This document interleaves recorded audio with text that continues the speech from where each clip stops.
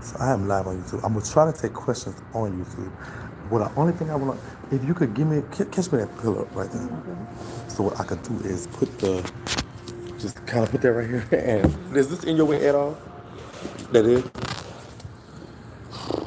Let me see how I'm gonna do this. I was Put, asking put. about to get since they got 2 books. I was about to actually get one of them stand up right here. Stand one up for the camera.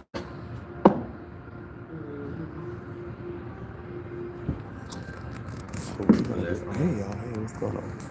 46 people in the room. You need any stage one? I got it. Go by that stage. Bow. I'm gonna bring it close. Yep, that's it. You sure? Just a little bit. Just Just a right the bit. phone then. I can't. All right.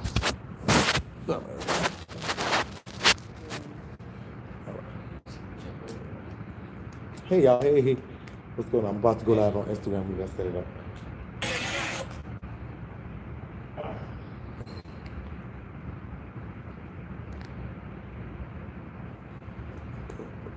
Fact. Okay.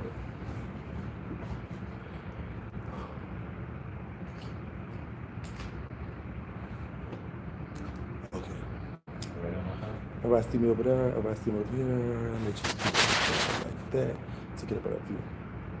So you see everything? All right. So listen, I'm not gonna be paying attention to the comments right now. If y'all have questions or something, hold them until the end of the interview. If y'all can, y'all can comment and talk amongst each other. I have moderators on YouTube. Please be on your job. If anybody talking some stuff that we don't like, please definitely get them out of here. Be on your job. Instagram, y'all be nice until we finish. I would like to welcome everybody to MC Shakie's Tea, where today is tea at 10:30, and we 10:30 Atlanta time. We're live here downtown Atlanta, in the heart of Atlanta. We are here with a couple special guests. First, I'd like to talk about Homegrown TV, who's here, the videographer doing this. This is also a interview, and we're interviewing author, businesswoman, hustler extraordinaire, Miss Dianna Williams, and welcome you to the show. And so, today we're talking about the book that you read, which is called "Never Let Go Who You Are," and it is currently available on hardback through your website. Correct? Correct. It will be released so you can start getting your copies beginning Friday, Right. which is October.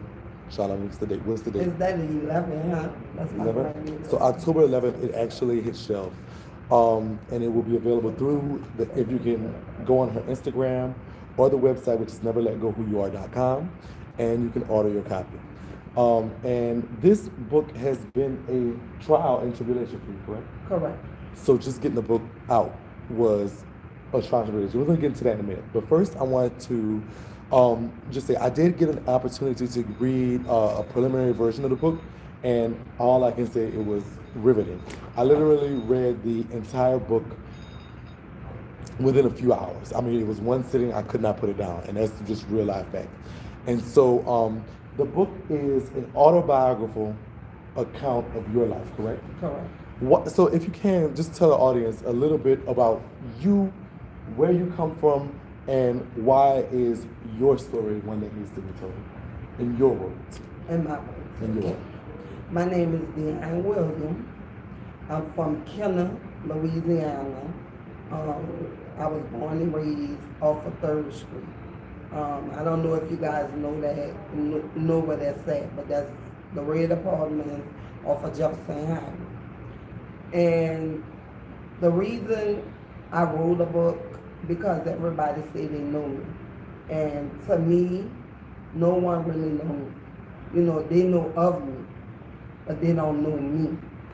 And what made me really put the book together, my best friend died, and I was like, I could die tomorrow, Cool. you know, and people go to putting stories and saying this and that, and people really don't know me. So that's what made me write the book and finish the book.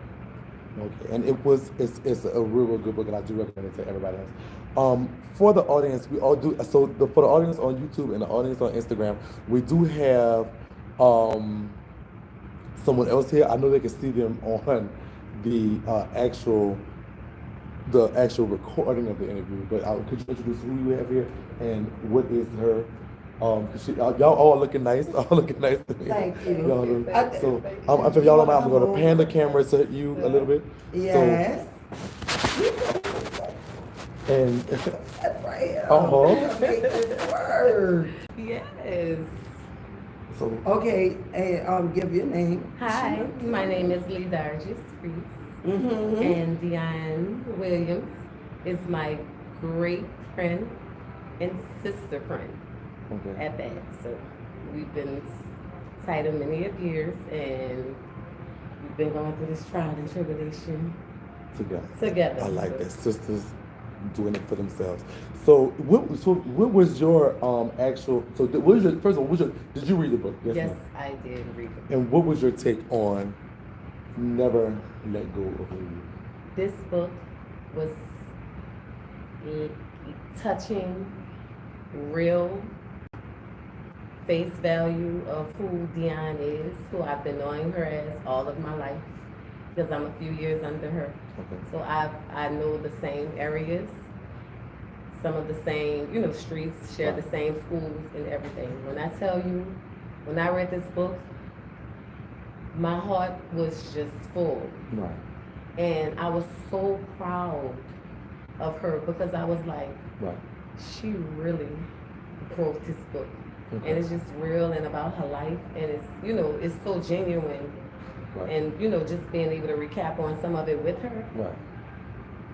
So you lived some of these parts of the book with her. Yes. How long have y'all been knowing each other? Ooh, I grew up under her. Yeah, so, she grew up under me. It's like childhood. Yes. Okay.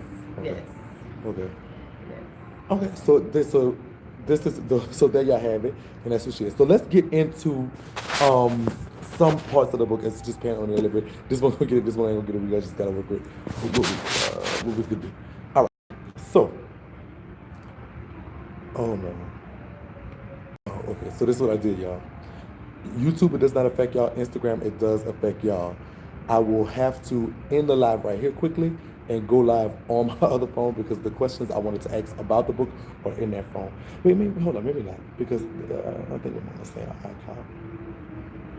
I'm not. That's my phone. Let me see.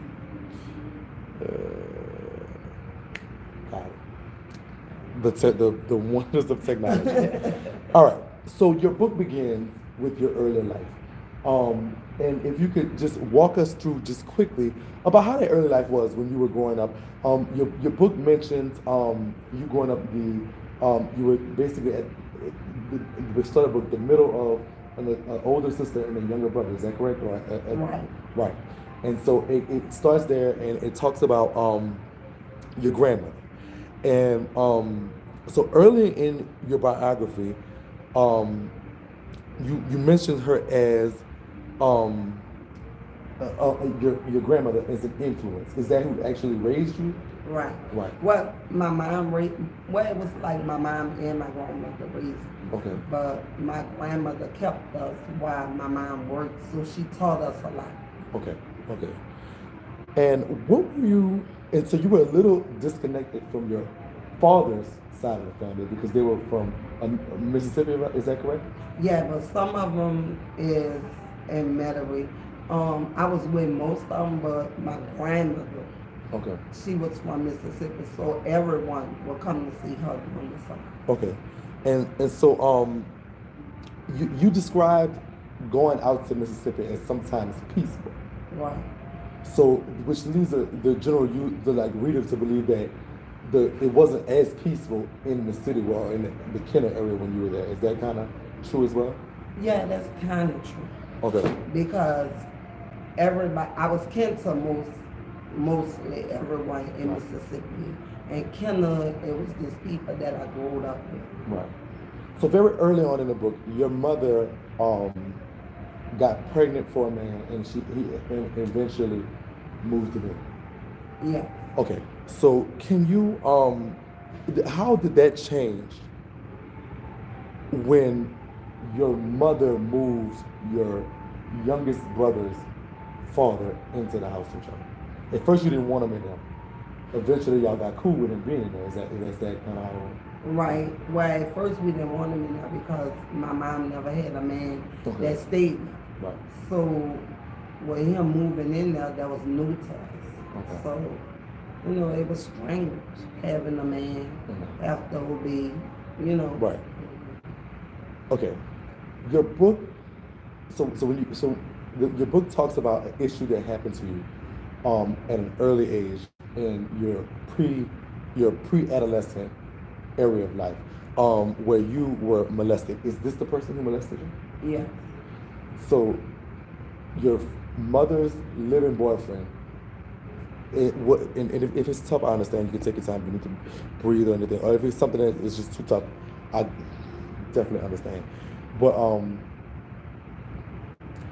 what was that situation like when, not the actual act, but you coming to the point because you actually told your mom about it? Right.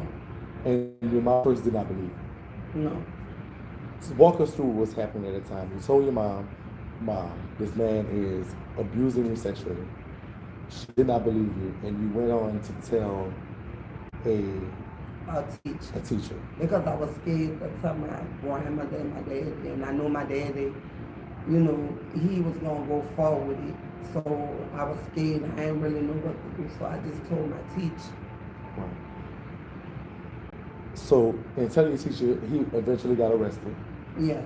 And he served time. Right. How do you think this has impacted your life going through that one situation? As far as, so how did you view men at that from there, at that point? Well, I can't explain how I meant from at that point, but as me growing up, I never been in a stable relationship where I kept it. You know, I could get out of a relationship and be like, well, fuck it, I'm gone. So, you know, it disturbs me with sex because, you know, I've been interested when we first began, and once we're in a relationship and I feel like I should, then, you know, I don't want to be involved in that. Gotcha. And do you think this is directly attributed to that one single event? Well, I think so, because I didn't understand what was happening as a child. That's why it went on so long, because I thought this was something that was supposed to be done until I realized that I was being raped, because I didn't understand it. They had a lady that came to the school and had talked, and she had spoke about her being raped, and that's when I understood that I was being raped, and I let my mama know. You mentioned that your father, you didn't tell him because you did not want. Why didn't you tell him? I didn't want him to be violent. And gotcha. So you mentioned in your book that you learned later on in life that your father suffered from alcoholism. Right. Did you know during that time that your father was suffering from alcoholism? Well, I knew because, you know, the kids would laugh and everybody would make fun of it and stuff like that. So, you know, I knew he had an alcohol problem, but I loved him for who he was. Right. Okay. So your book chronicles several relationships as you went in and out of them throughout. So initially it starts off with your childhood, and it goes on into the situation, and it goes on into you becoming a woman. And so the next kind of set of questions I have are more relationship centric. And so the first one was about Zach. Zach is a person in the book that it became the father of your two oldest children. I know it was your oldest daughter, but it was a hill. It's my two oldest. Okay. So this when you Zach, you lied to him about your age. Right. But the relationship eventually became an unhealthy relationship for both of you, in a sense. Well, yeah. Well, for me, I know for sure. But he went to jail at one point. Zach was, didn't your mama put him in jail for like 5 days or something? Yeah. Okay.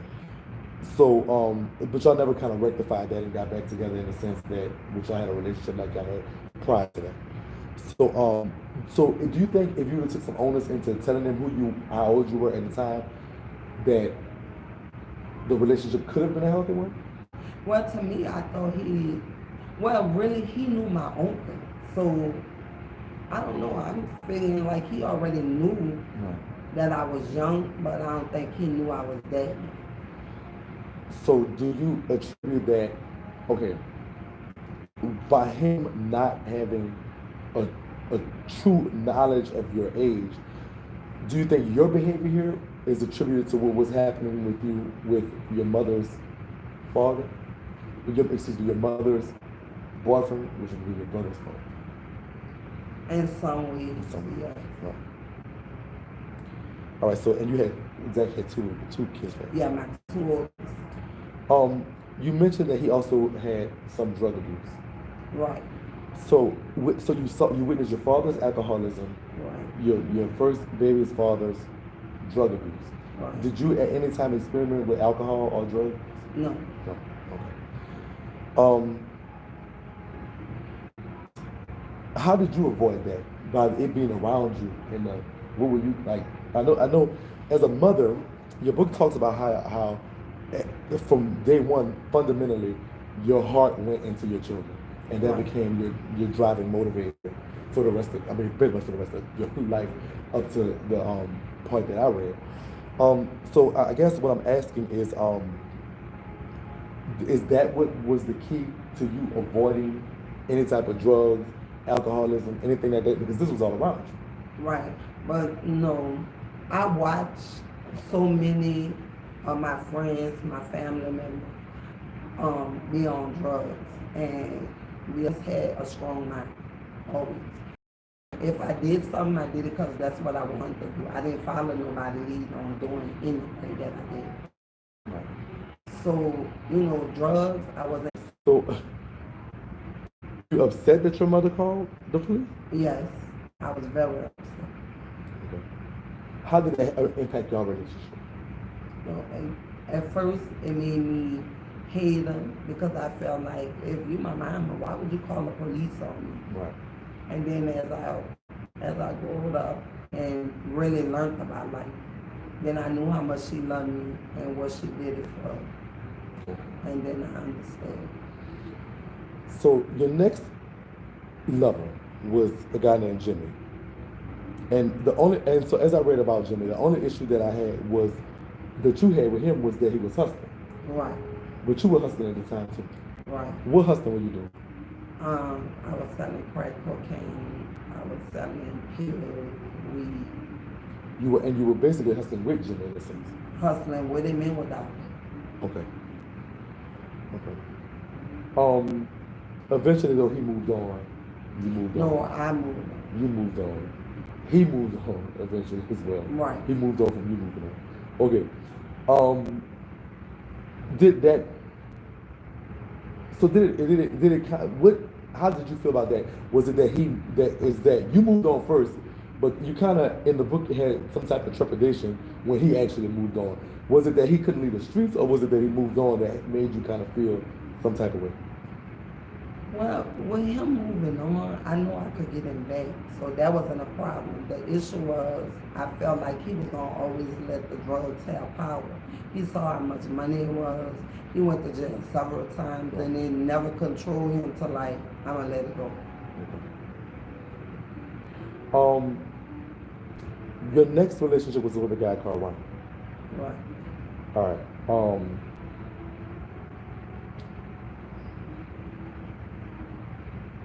How did that experience change your view on men in general? What it made me? It made me not want to be close to families. Okay. Like if I'm in a relationship with someone, I didn't want to be close with family because when it went down, the people who was in his family was like, they was down with me, whatever going between y'all, we have nothing to do with it. Yeah. But when things really started happening, the same people that told me that was right there with him. So that's what made me be like, I don't want to be down with no family because I know one thing, when they go down, they're going to be with their family members. Right. So at this point in the story, how many kids do you have So at that point. How many I had? 6. Right. You had 6. Okay. You have 6 total. Mm-hmm. Okay. Then came Byron. Right. What? Yeah, then came Byron. What's going on with Byron? Everything. So, because Byron is kind of like, because Jimmy actually went to jail. Right. Byron was attempting to advance on you. He was basically Right. the catalyst, which kind of like Jimmy, who was off and on with you at the time. Right. Okay. All right. Tell me about Byron. What's the Byron was a mess from the start. a mess from the start? The thing is, we had a son together. Okay. Okay, and I was able to tell Jimmy the truth about the child. Was it for him? Mm-hmm. But Byron, he never wanted to claim his son. Then finally, when he did claim his son, he saw that, he was a little wishy-washy, so he didn't want to claim it. What by you mean wishy-washy? What you mean? Gay. Okay. What was Byron's son's name? Timmy. Why did you name Timmy? Because I told Timmy that was Byron's son, and Jimmy was like, he accept responsibility for him. Okay. So then came Cody. Mm-hmm. I read it. I know you did. Every word, every single word. What would you say you learned from him? But Cody, he was a good man, but the type of woman I was very aggressive. And if you felt like you was gonna disrespect me in my hood, I felt like I needed to make sure you ain't gonna never do it again. Okay. Okay. So shortly after that, you actually went to jail. Right. As I read the part about you in jail, it seemed like you adapted. Could you take us how that was like when you actually went to jail for a little stint? Well, how I adapted, I act like I had been in jail already. Okay. So, I was rolling with the flow, like what they was doing. And that's how I adapted. But I really wasn't jail material. Okay. A lot of stuff was going on at this time. You was fighting a lot. You was in the streets, running the streets, clubbing, doing a lot of stuff like that. Would you consider yourself violent, or that you have a violent side, or how do you consider yourself as far as during that time to be out there with kids running around? Yeah, I had a violent temper. I was hard-headed, wild. Yes, I was. What were you doing to support yourself at the time? Were you still selling drugs? No, I was hustling. I had another. Can you tell us what it means? Fraud, doing checks, credit card. Okay. As the book goes on, you do go from one relationship to another to another. What examples do you think you set for your children? Especially your daughter. Especially. Well, if it's not there, leave it.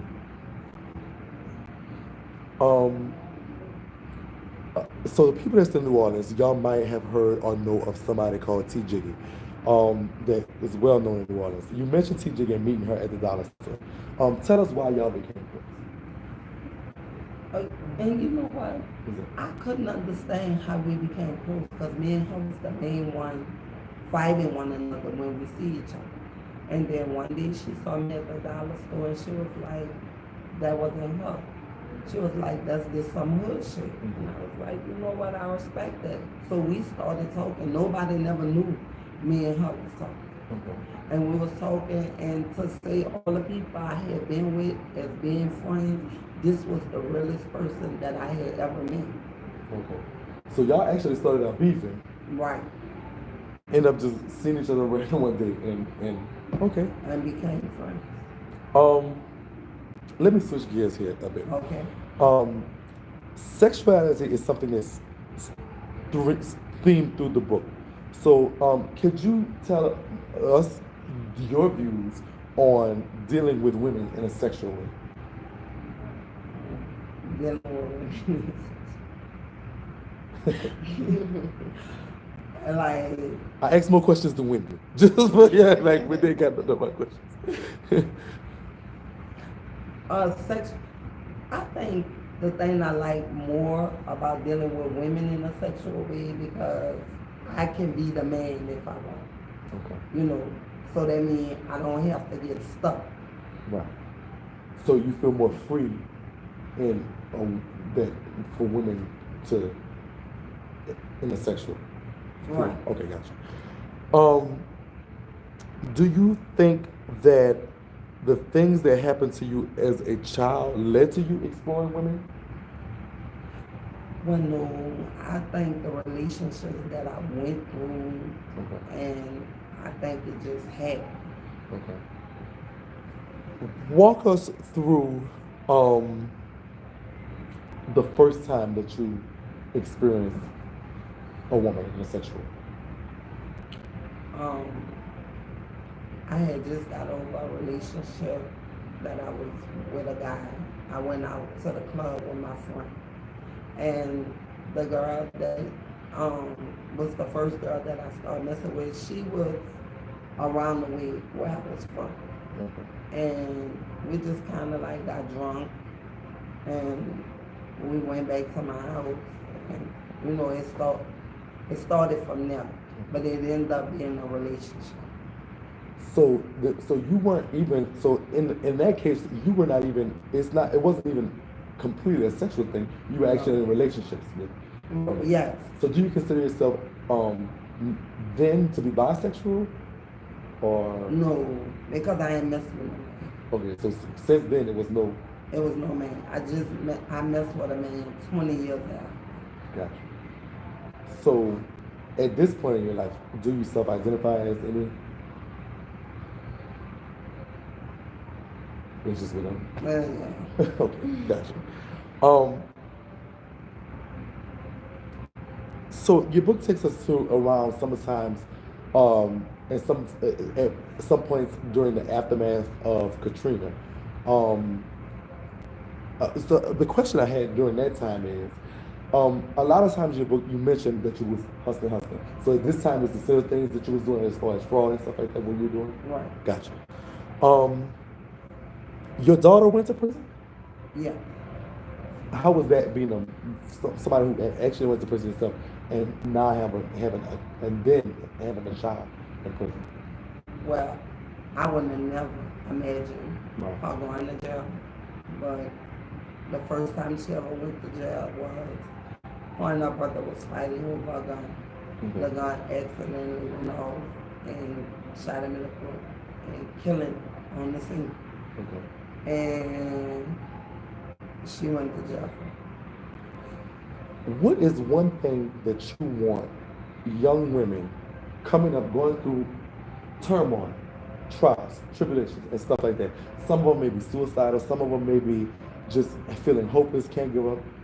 What is one thing that you want them to know, to take with them from reading your book?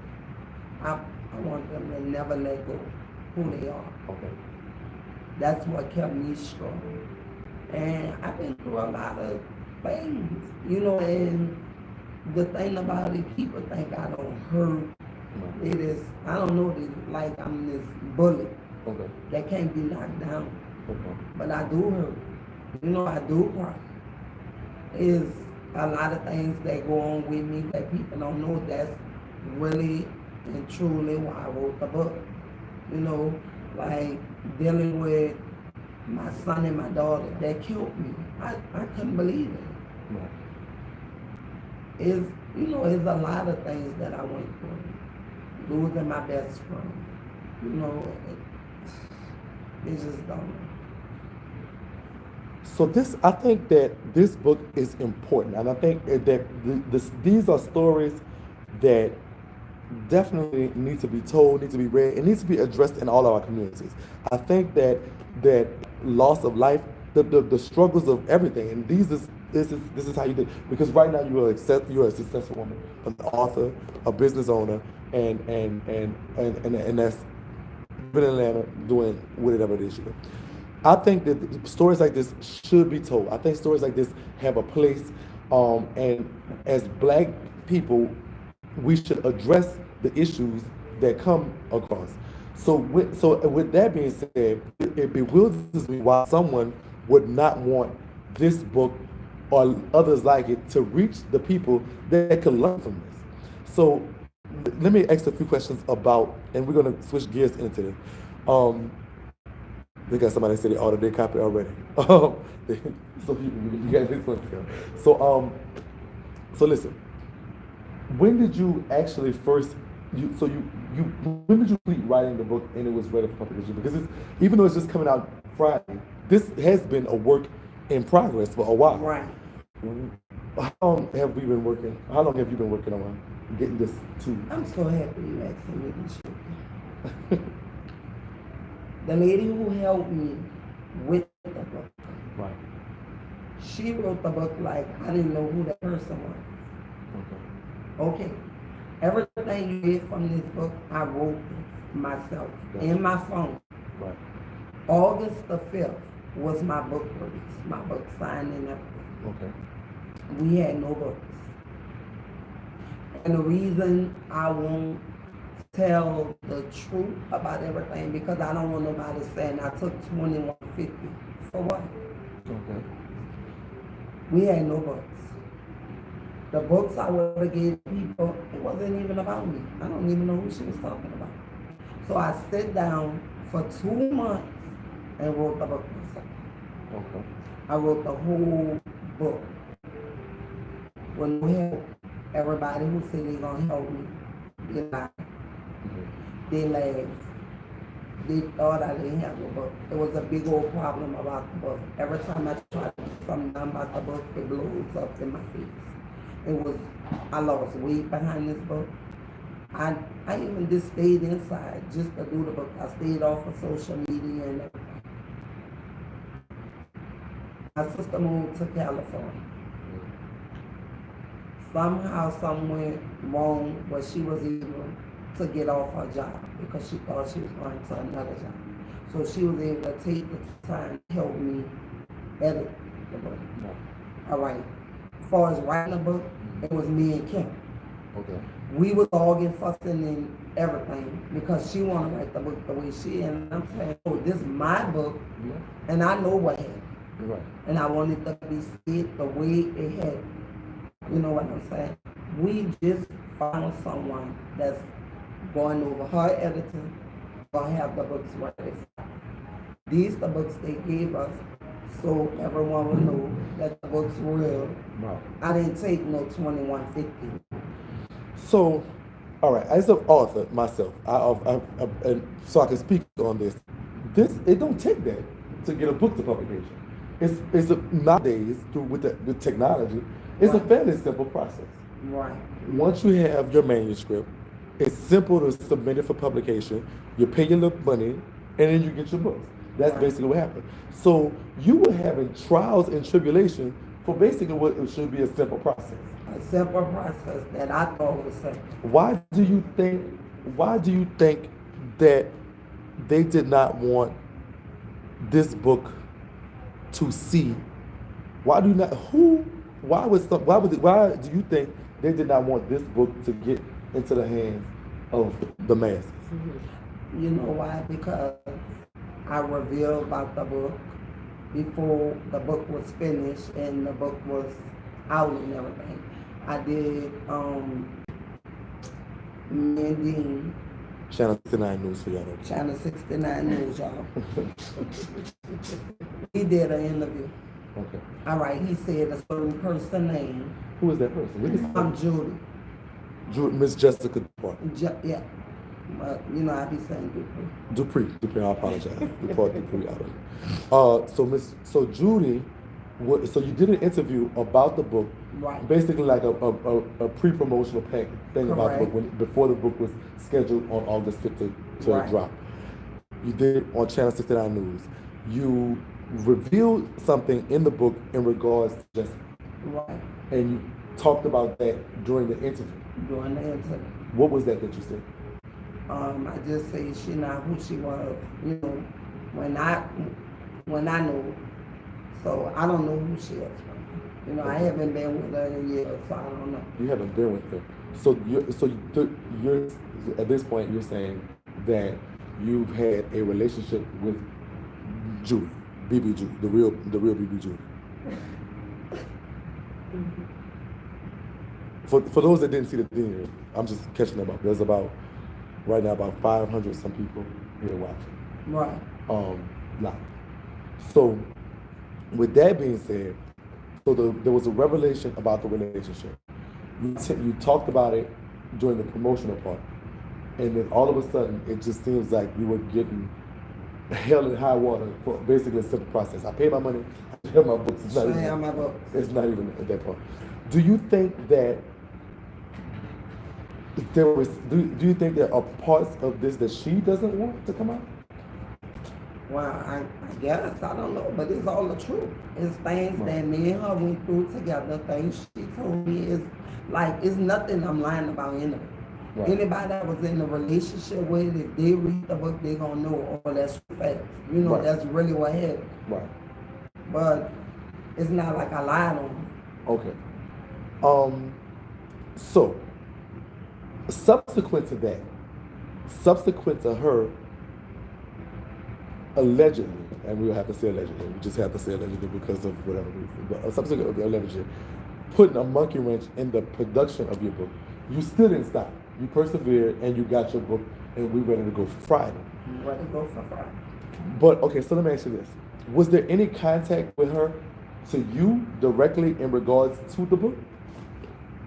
Well, or somebody from her camp, or was it some type of message? Did you see any type of threat? Or is there anything that was said to you to make you either dissuade you from putting out the book, or? Well, it was a threat, but it wasn't a threat to me. Okay. It was a threat towards me, I felt. Okay. But it went through him. Gotcha. You know, so I felt like that was coming directly to me. Okay. She didn't come directly to me with the threat, but going through him, that made me feel like. Right. Okay, so with that, that's still, you were not dissuaded by the threat. No. Obviously. No. Are you at all, do you feel any concern about that at all? No matter what this book is coming out. No matter what this book is coming out. Because the truth about you needs to be told. Somebody needs to hear the truth about you. About me. And if it has something to do with anybody, it's just the chips are falling where it is. It's an autobiography, so you have stated these true facts to the best of your knowledge. The best of my knowledge. So what I will not do, because I want you know, this is what it is. Y'all got to get the book to see what that part is. I'm not going to go into what it is actually saying in regards to that part. But I will say that it is in the book if y'all would like to go get the book from Miss Dion. So tell us this. With that being said, do you feel that it's so okay? And we'll just be real. This is we are talking. We're talking about the book. I felt I actually received some information in regards to people basically letting go of who they are. And so do you think that there is something in your book? Do you think what you're saying in regards to her is damaging to her in any way as far as her? Do you see is this like, so I want you to say how you feel about, are you trying to be malicious to her? Are you trying to damage her credibility? Is there anything that you're trying to do that's against her? Because you don't have anything. So from what I say, you don't have nothing against her. No. Y'all had y'all relationship. Y'all had y'all dealings. It was over. It ended amicably. Right. And so you're just expressing what happened to you. That's it. See, because people will try to say, and some of us, and we've been guilty of that a lot, will say, oh, she's doing this to try to do this, and she's doing this to try to do that, or she's trying to do this and she's trying to tear down another black woman and stuff like that. But that's not the case. No. You are who you are. You have just expelled the demon and told the world who you are. And I think that is something that should be commended. And so I don't, when we do read it and we do look at it, I don't want people to take that as a grain of salt as far as what people trying to say or do. People will tell their story to heal themselves. And as I read the book, word for word, I agree with the healing factor of how she eloquently told her story. Talking about sexual abuse, talking about sexual violence, talking about violence in our community, talking about witnessing people do this and people do that, out there fussing and fighting, setting examples. She talked about herself more than anybody else. You know, it's not, so to put yourself and put your personal business out there, you know what I'm saying, to put yourself and tell your dirty secrets to the world is something that's above reproach, and I commend you for it. And I think that everybody, I am definitely a fan of yours. I love it. It read, it's a quick, fast-paced read, and I don't want some people to think that this is for her to try to get back at somebody, especially in somebody in particular. We don't know for 100% certain that Miss Judy was the ones pulling strings to not get this book out, but it was just kind of weird to me, who have easily come home from prison and published 2 books easily with no problem, for this woman who have been out on the streets forever and had way more money than I got, to not get a book published. So there is some type of strings and stuff being pulled here. Where they come from, we don't know. But we will say that this has been an interesting read. Never let go of who you are. It's not just a book. I really think it's a creed. I think that we should always be mindful of that. And I mean, it's one of the slogans that I personally will add to my vernacular.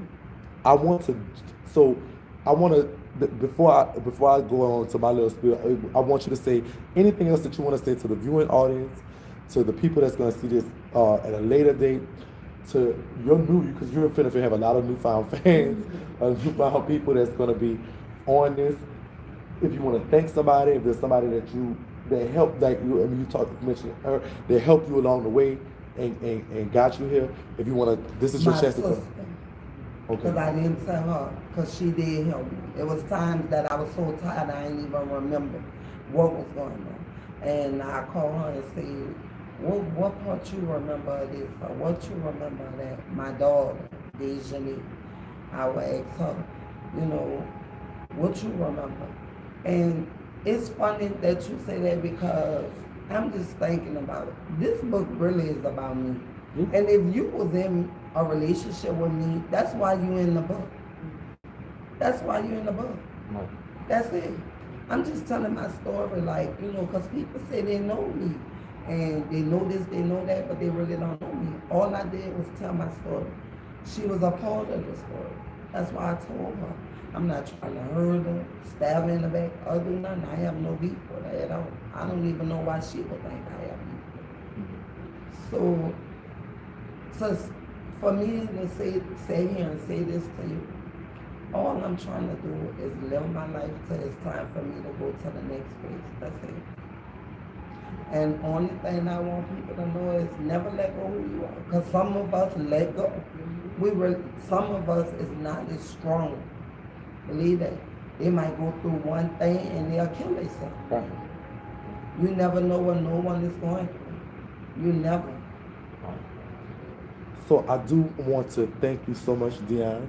Thank you, sis, for coming and being a part and letting us share a part of your life, because it's not easy. We are people. I'm nosy, so I was going. You could have put it about. Y'all know I'm nosy. Messy. I want to see every. I didn't pass up a word. I went back a few times to make sure I didn't pass up a word. But it's not easy to bare your soul to the world in the public. And so definitely it's a thing that I commend you for doing. You're addressing a lot of issues. The book is good. Y'all got to go get it. I do thank you again for coming to my show. I thank you again for having me, bringing me here to host me in this wonderful city. Shout out again to Homegrown TV who's doing the videography for this. And if y'all need to get y'all copy of the book, it's gonna be at the website, which is neverletgoofwhoyouare.com. And your Instagram is I am Dion. That's it. That's it. I am Dion. That's who. Dion Williams. You can find her on Facebook, Instagram. Get y'all a copy of the book. It is. It's that heart riveting. I do. She does get the sip of seal of approval, and I do appreciate you. It has been a pleasure. And so let me ask you this too. So what's next? What's next on the agenda? The book is in a sense in a complete, but you're still doing stuff. What are you doing? What's the next chapter for Dion? I'm so sorry. I should have asked that before I talked about it. But what's the next chapter that what's on your list? Let's tell them stay tuned. Okay, stay tuned. There y'all have it. There y'all have it. You heard me? It's been a pleasure. I do thank you. So let me see. Does anybody have any questions? That there's a lot of people in this comments going up. So let me do anybody have her Instagram is I'm Dion that who? That's who. I'm so sorry. Shakie didn't read the book. Yes. Buck, I will kick you out of here. I didn't read the book. No, hold up. Now, so Buck, let me get my receipt for that. Okay. But what's your question? Buck, ask her why she kept nodding. Girl, stop it. I kept nodding. What? Why you kept nodding the whole interview? Let's stop being there. I wasn't nodding. So let me see what this is. Now this is actually, we got Dean coming on the line on Instagram. I don't see nothing. Oh Lord, they got so much stuff on. God damn. Great interview. Thank y'all. This is a great interview. Are you gonna put your book on Amazon? Yeah. So it will be on Amazon Digital, Amazon Kindle, and all that stuff shortly. What's going on? And I see we have a new person on the side. What's her name right there? Miss MC Shakie. What's her name? Sorry. Hey, MC Shakie. I mean to say MC Bell. You remember me, Dean Bell. We have a picture together. So I've reported from y'all 69 News, bitch, and you know I'm here for it. And you know this is one of the goodest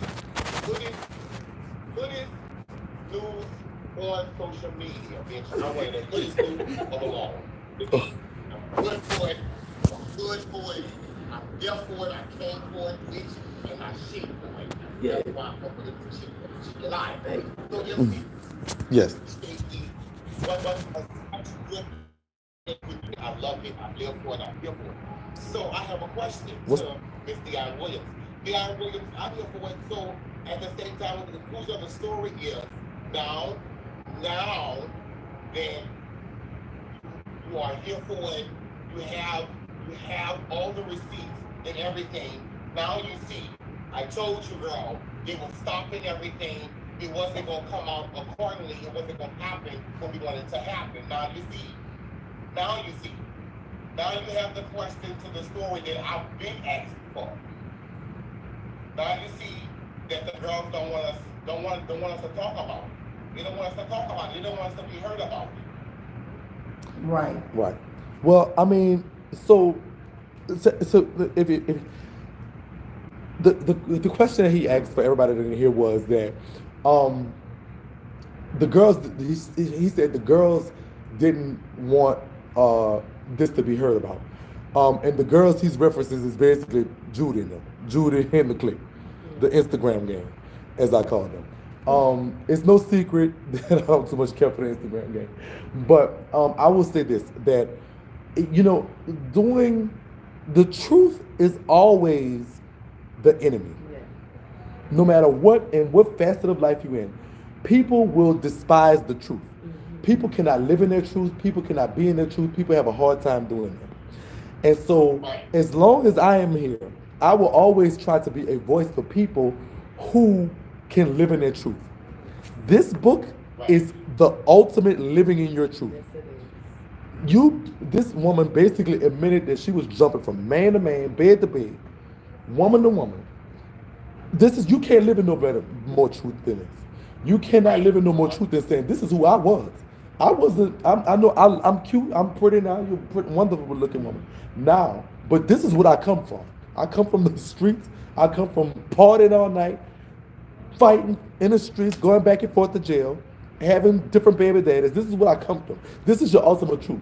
Some people live fakeness. They live a facade. They live in the truth. Oh, I'm in the church now, and I'm do this, and I'm better than you. I'm whatever. This is a fake stuff people live. And for some strange reason, people tend to aerate toward that. But I commend Dion 100% because the hardest thing to do sometimes is to live in your truth. So the answer to your question is, it's not that the girls have anything against Dion. It's not that the girls have anything against Dion's book. The girls, as you reference this, have a problem with the truth because they live in lies. Y'all understand what I'm saying? I hope I broke it down. They don't have a problem with this woman. This woman ain't saying nothing bad about them. She's just telling the truth. They don't have a problem with her book. Her book ain't saying nothing bad about them. Her book is just telling the truth. And so they're not trying to stop her. They're not trying to stop the book. They're trying to stop the truth because everything that you see about them is lies. See, when it comes to us, women like her, I have a tremendous amount of respect for her. Not that, and it's not for, and I have, not for no particular reason other than she living by her truth. I live in my truth. This is who I am. This is who I am. If you don't like it, you like it. If you don't like it, cool. This is who I am. This is who I am. I'm living in my truth. And so that's why I'm a champion and stuff like this. And this is why I love this. And this is why I was so excited and thankful when she asked me to be a part of it. It's because it's the truth. And you know me, you started that.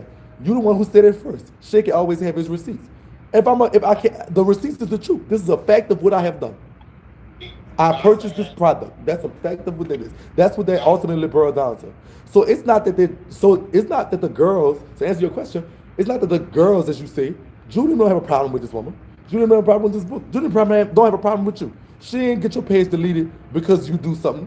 She got your page deleted because Dion came and you interviewed her and she told the truth. That's what the problem is. And that's what it boils down to. Right. So, that's what I'm saying. But the moral to the story is that, when you talk about something that is the truth and you bring it to the light and you don't want it to be heard about, it's not going to be heard. So at the same time, to let the record reflect, then, when the person wants something done and she's persistent on it, it's going to get done. You see what I'm saying? That's why my page was deleted. That's why that book was put on hold, because she has the mouth to do it. She knows the people to get in touch with to do it. You know what I'm saying? Right. But at the same time, that's why I'm being pushed back. And that's why I allowed you to stop getting towards in my life. Because, she has the shit to do it. You feel what I'm saying? But at the same time, that's why I was pushed off and pushed to the side, bitch, because she has the money to do it. So that's act like that's not act like she's famous. She is famous, bitch. And she has the money to do it. And that's why my shit was put down. You feel what I'm saying? Because the truth was put out. may I ask the question, Dean, to you? Were you threatened? Were you threatened? Was I threatened? Yes. Bitch, I wasn't. Were you paid? Were you offered money payment? No, I didn't get paid. Were you offered to be paid? Were you offered money? No, I wasn't offered money. Okay, but you were threatened. But yes, I was. Yes, bitch. Yes. Yes, I did. I did get told. My brother got called. I got called from the family. Yes. Yes, I was told to shut my Instagram down. I was told to not go live. That's what I was told. Or otherwise, bitch. Yes. My life was threatened through all that. That's what I'm saying. My shit got took down. My shit got took it. Bitch, they told me not to go live. Not to even talk about it anymore. Yes. Right. You know what I'm saying? Okay, so what's gonna happen? Okay, so listen, it's 55 minutes in. This live is gonna end in 5 minutes. Let me wrap it up. I appreciate you for coming. Thank you for stopping by. All right. And I will do the update on channel 69. All right, thank you. MC Shakie Live. Just to come out of the closet, dude. Buck, get out of this live for a bop you, for real. So as my little final thought is, living your truth. Living your truth. This is a prime example of a woman that's living in her truth. And I applaud her, I commend her for it. Her Instagram is, and I can't get it for nothing. Just go to the website, y'all. It's neverletgowhoyouare.com. What's your Instagram? I'm Bossy? beyond that too. I am Dion that too. The reason why I don't know the Instagram because I just have to put like type in I am DIO and it's just gonna first come up. So I don't even know the rest. But so this book has been a long time in the making. It was a lot of stuff that was going through. Even with us trying to get this interview done, it seems it was trials and tribulations. It was like what, but we got it done, and I'm so glad for it. Shout out to everybody who's a part of it. Homegrown TV, and y'all go get the book. It's amazing. I loved it. I recommend it. 5-star from MC Shakie. It will be on Amazon soon, but you can order the hard copy right now. Thank y'all. I love y'all. Y'all have a blessed day. If there's anything else, that's it, ladies. That's it. We love y'all, and we will talk to y'all soon. Thank y'all so much. Never forget What's who that? you are. Never forget who you Never are. let go of who you are. Face That's right. value. Oh. That was a good answer.